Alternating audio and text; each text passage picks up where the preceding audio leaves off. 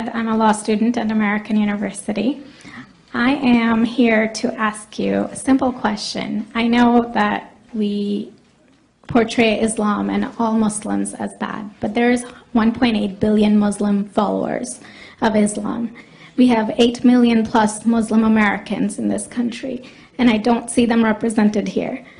But my question is, how can we fight an ideological war with weapons? How can we ever end this war? The jihadist ideology that you talk about, it's an ideology. How can you ever win this thing if you don't address it ideologically? Great question. I am so glad you're here, and I am so glad you brought that up because it gives us an opportunity to answer.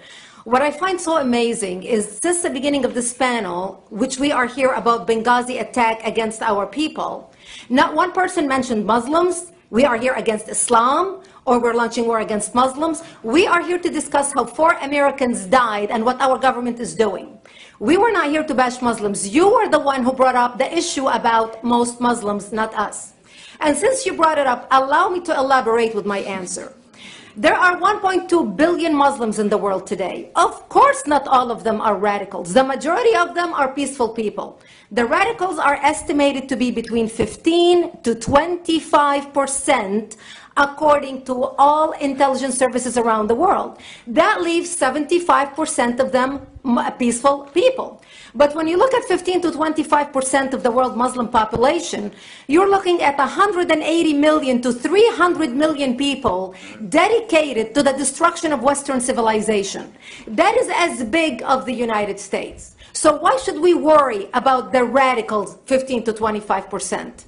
Because it is the radicals that kill. Because it is the radicals that behead and massacre. When you look throughout history, when you look at all the lessons of history, most Germans were peaceful. Yet the Nazis drove the agenda. And as a result, 60 million people died.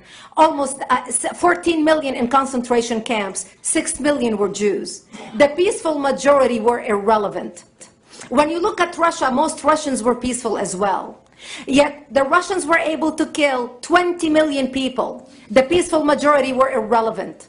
When you look at China, for example, most Chinese were peaceful as well. Yet the Chinese were able to kill 70 million people. The peaceful majority were irrelevant. When you look at Japan prior to World War II, most Japanese were peaceful as well. Yet Japan was able to butcher its way across Southeast Asia, killing 12 million people, mostly killed with bayonets and shovels. The peaceful majority were irrelevant. On September 11th in the United States, we had 2.3 million Arab Muslims living in the United States.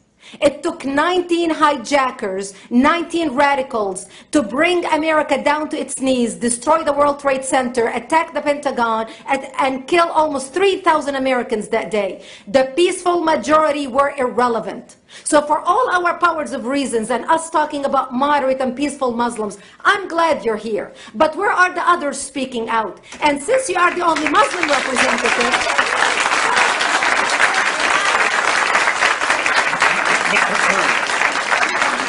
save the applause for the end.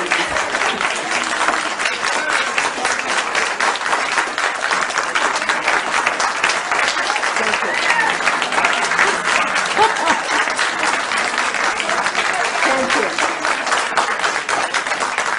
And since you're the only Muslim representative in here, you took the limelight instead of speaking about why our government, and I assume, are you an American?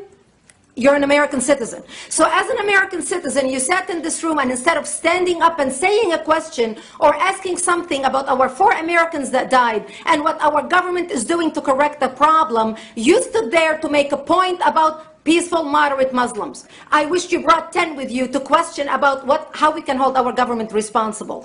It is time we take political correctness and throw it in the garbage where it belongs and start calling it correct.